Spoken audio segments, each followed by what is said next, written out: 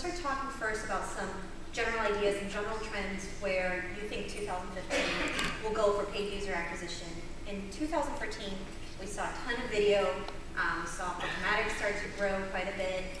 What do you guys think will be some of the trends for 2015? And James, you and I were talking about data and how that's going to play into this earlier today, so if you want to touch on that. Yeah, sure. So I think one of the constant trends that's continuing to go on is obviously CPI rising. So what are the elements of that? Obviously, it's kind of supply-demand. So on the supply side, things aren't really changing, even though demand is skyrocketing. It's getting slightly more devices, but overall, we just want more of it.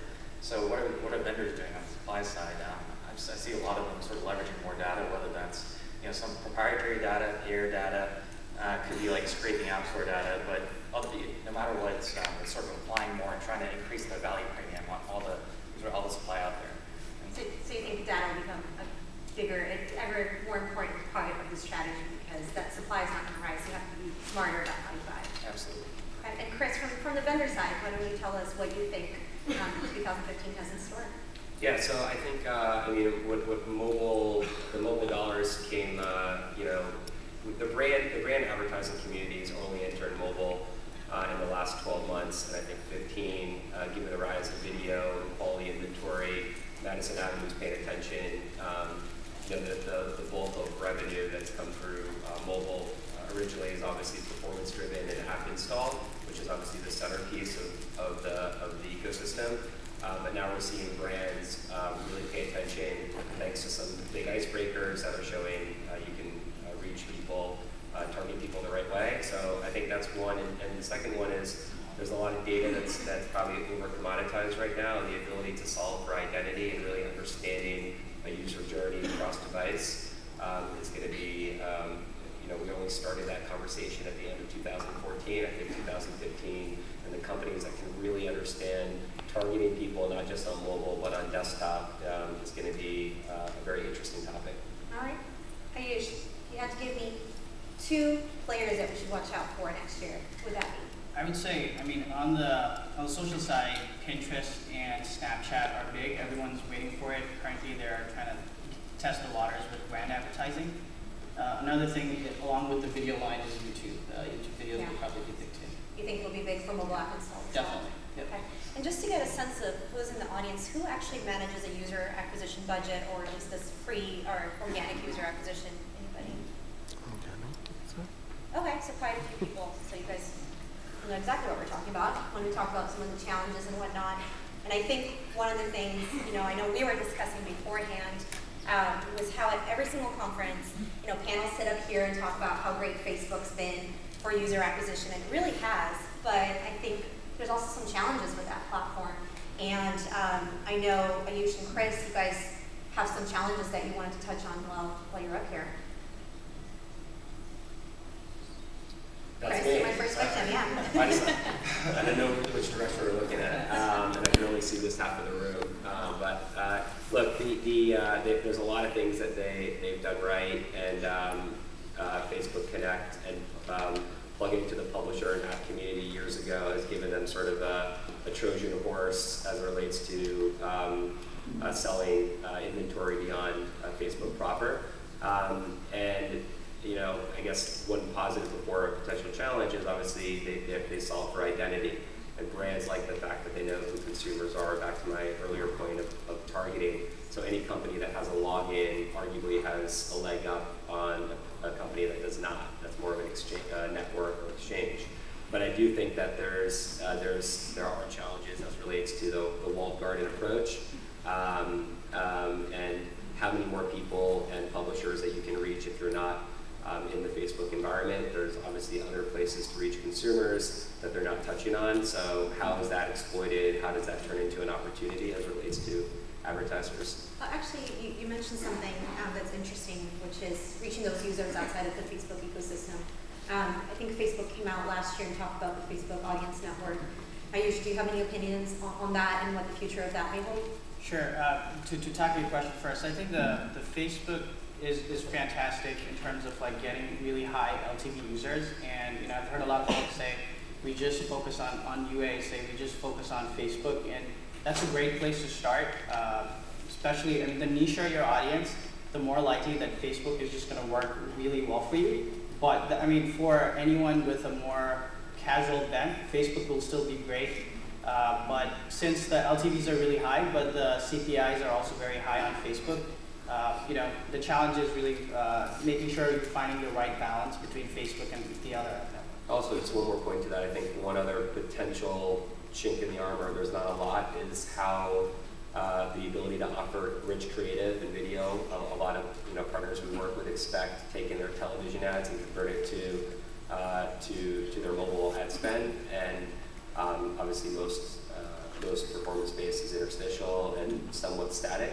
So I think companies that are able to offer a very rich 8-10 second video placement is going to attract not only the performance community but the brand community. I don't know how much Facebook, as far as percentages or inventory centers in that.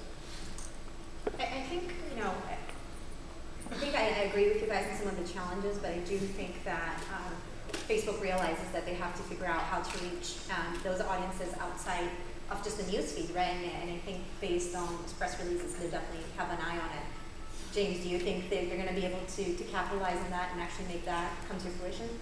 Yeah, I think the concept is amazing. Like Facebook being able to leverage the data to audience networks. So far, at least buying on it, I haven't seen quite the scale I'd hoped so far.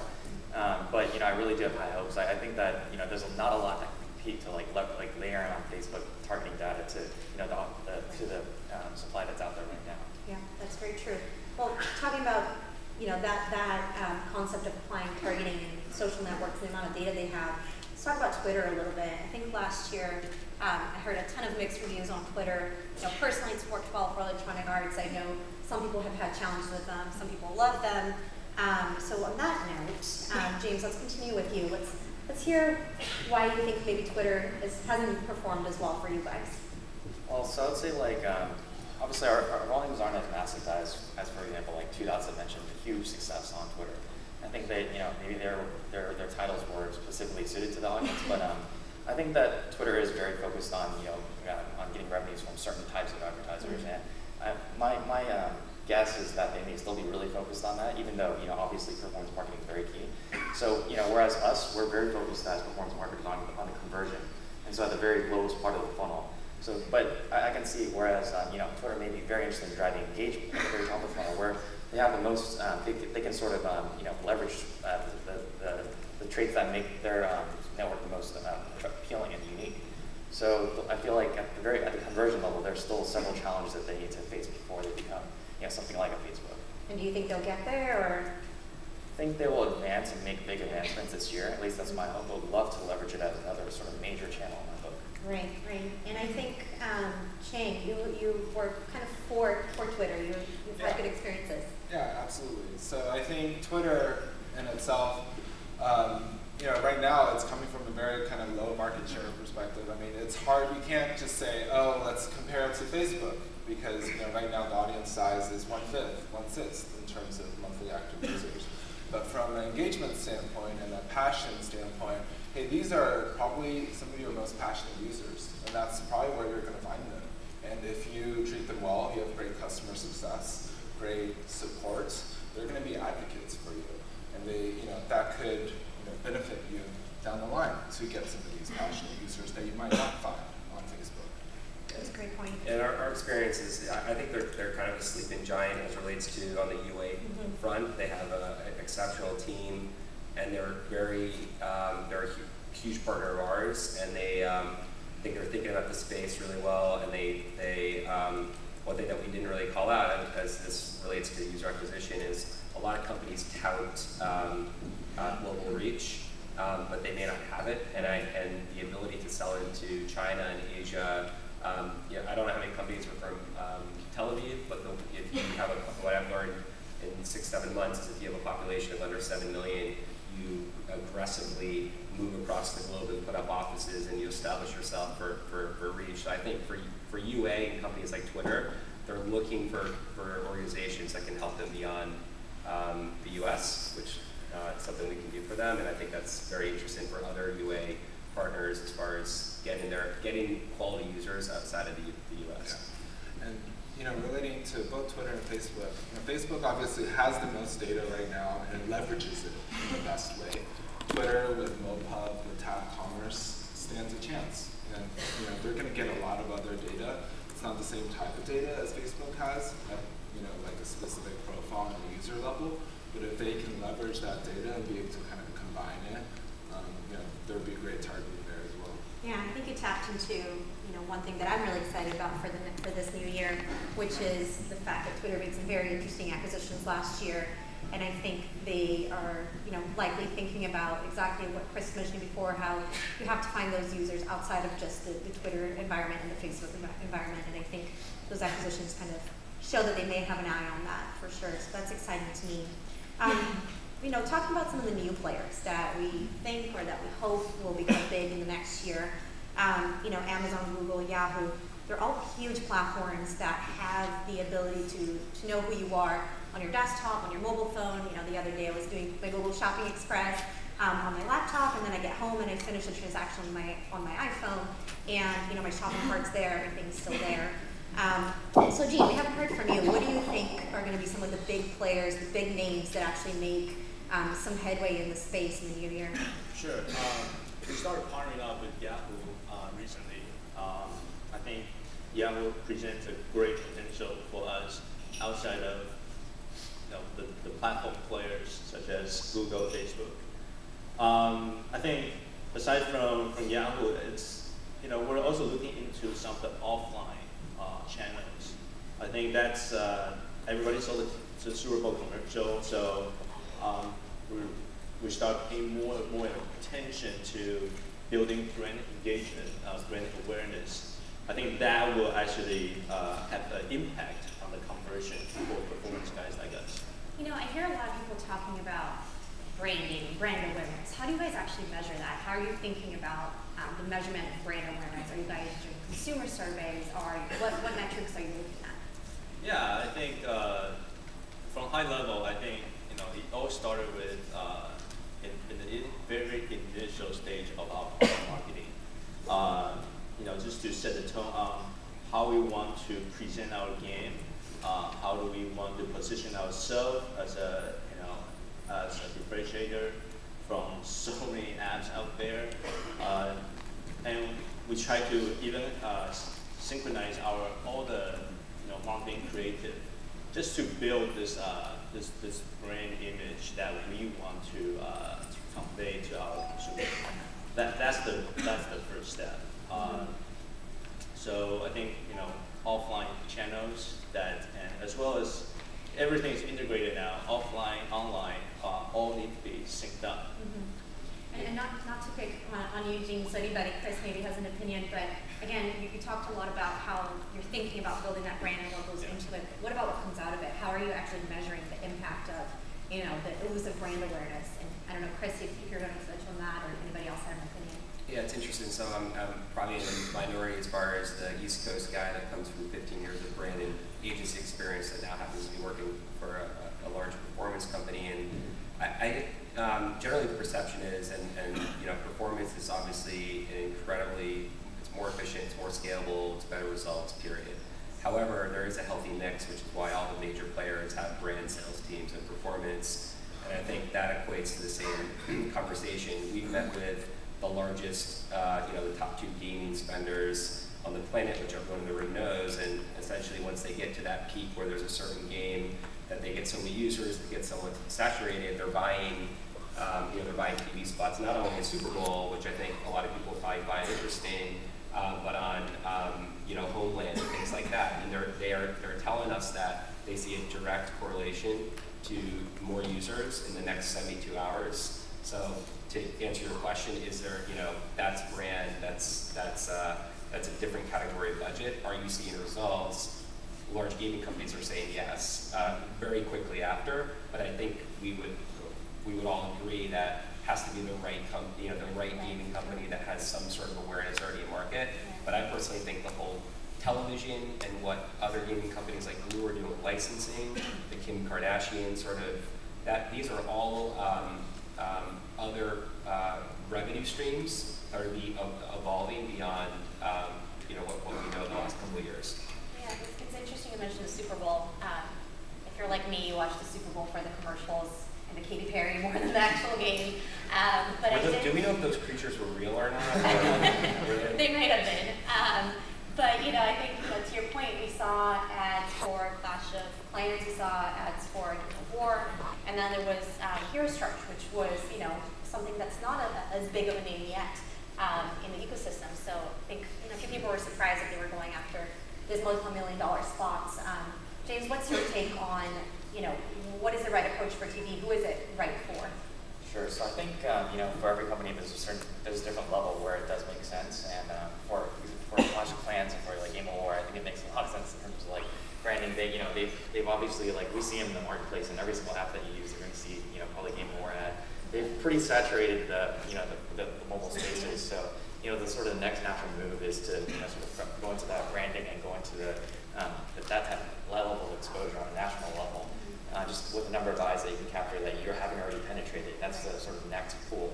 But for like, I don't know, I kind of question like, for example, like Heroes Charge, whereas it's a much smaller game. I don't know, I wonder how they model out sort of the economics for that, but it must be much more challenging.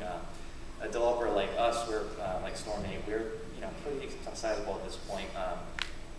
TV ads for the Super Bowl, probably not still at this stage, but again, there's a certain threshold where it does make sense. Okay. Has anybody on the panel started experimenting with TV? Maybe not at the Super Bowl level, but DRTV, anything like that? Sure. If I could add something, we don't do any brand advertising or TV advertising, but it's everyone from our company keeps coming to UA and saying, when are we going to launch this? So we've talked to other folks who've done it and done it successfully. There's two things I generally tend to hear. Is like the first is TV is not worth it unless you come up with a really solid ad. I think that's the big thing. In terms of the creative itself? The creative itself has to just be awesome. The second thing is, talking about measurement, the only way you can measure is if you just go full on all out and you measure the lift from the baselines. And so that's the two ways to do it. But what I've heard is TV doesn't drive installs, but it helps with conversion because of the brand awareness. So since they've seen you, they're more likely to feel comfortable downloading your app. But I don't know. Spending the money in there. Yeah, and also if you have big budgets, the reality is there's a constraint on quality supply in video and mobile. There's not enough of it. So you can look at the most logical pool, which is traditional media, and that's what James was saying as well in terms of these guys have saturated their mobile ad clicks, so now they have to look at the next channel. Chang, did you have and just to add to that, you definitely can't just measure it based off of installs. The product isn't going to back out to the right LTV and the right cost for you, but you should definitely look at conversion in terms of uplift over some period of time, as well as you should never forget that it could increase the engagement for your existing users and raise ARPU as well. That's a great point. Moving on from TV a little bit, we're talking a lot about measurement. In the past couple of years, we saw a huge increase in the number of measurement partners out there. Has offers, Coachella, edX. What are some new players that these folks should keep an eye on for this year? And do you think there are any needs that are that we as user acquisition managers have that hasn't been solved for? And if you had to place a bet on someone who can solve that for us, who would that be? And that kind of goes for anybody here who wants to take a stab at it. So at Nexon we use Edges, and we love it. I think that's the best choice we've made so far. What do you love about that? I think it's great tech support, very user friendly, and it just simply works. I think that's the That's best. the big thing in mobile, yeah. That's the best, and that's all you can ask for. We don't have that much discrepancy issues as with other companies that we tried before. So we're really enjoying working with Edges. So solid tech, solid support. Right? I'd like to see some developments in terms of multi-touch and not just focus on last click, especially if looking at being kind of in between B2B and B2C. There's a lot of touch points that leads to the actual install or leads to the person trying it or subscribing. And so something that sees them on devices, sees them on the web as well, and being to integrate all together into kind of the product analytics side as well. Yeah, no, I think just where we talked about this earlier, but going beyond just the install, the spray and pray tactic and the ability to get a lot smarter about who the user is. Foursquare, for example, just wants high DNA. Spotify wants to know premium versus not, and there are some networks that can't do that. There's other tracking companies that also can't support it. So I don't have a prediction on the company, but I think the ability to evolve the stack as it relates to automation and bidding, a lot of the things that quite frankly has happened 2 years in brand, and now has kind of hit full circle in this performance conversation. There are companies that are really well positioned, but how do they help both the supply and demand evolve their spend beyond just a simple conversion user? Because we're getting much smarter as an industry. That's just not going to be enough. I think that kind of brings that full circle to what James said in the beginning, right? How I think what's going to be big as a general trend in the new year is going to be how to use data in an automated way with algorithms, with machine learning to make smarter decisions. You're not going to find an endless pot of inventory, but you are going to find better ways to invest that money. And I think what you're both saying is very true. And one thing that gets me excited for the new year is really the rise that we saw in programmatic buying, but not just in how we buy the inventory, but also in how you optimize the inventory. Audience management, post-install optimizations like Chris is talking about. So that's really what gets me excited, keeps me going for the new year. Since we're 5 minutes away from being done, why don't we just quickly tell the audience what you guys are excited for and what they should watch out for. Okay, I'll start.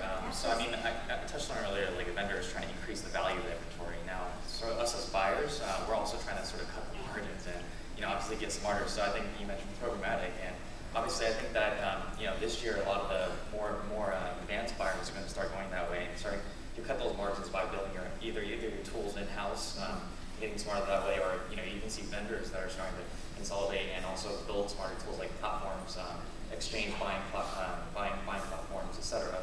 I don't know. You might even see I don't know if this will happen, but you might even see an acquisition of some of these analytics tools and the consolidation. Yeah, sort of just vertical integration.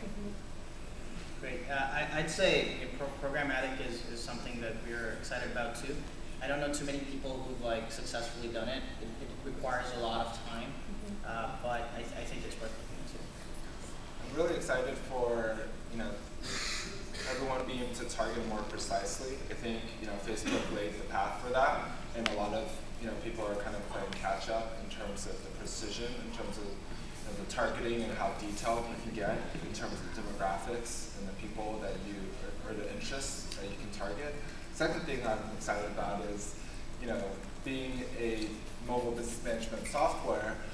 There's just so much gaming inventory out there, and I think I'm hopeful that there's going to be a lot more non-gaming inventory coming online, whether that's through Snapchat or other methods that have kind of a more native ad format. But I'm excited to kind of see that come online, just because right now it's definitely saturated.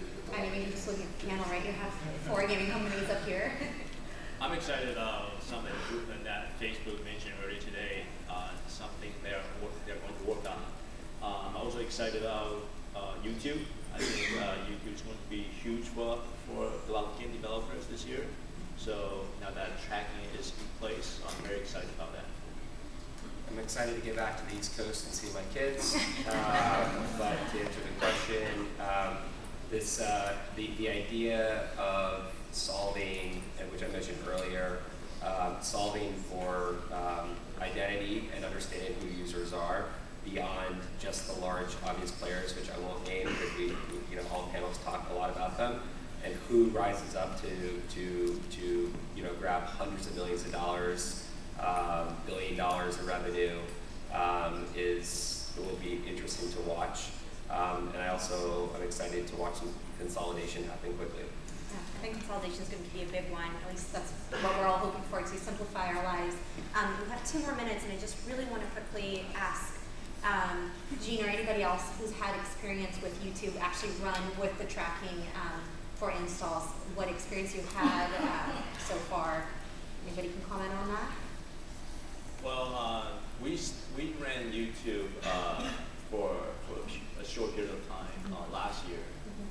That was before the That was tracking. before tracking, and the only way for us to measure the value of those that buy is simply looking at the uplift Right. in terms of revenue and in terms of engagement. And we do see some Yeah. very positive numbers. So early encouraging numbers? Very, very excited about the coming out with the tracking. So. Awesome. Okay, anybody else have anything to say on YouTube or? No? Okay. Great. I think that wraps it up then. Thank you guys so much for being up here with me, and have a great rest of the conference.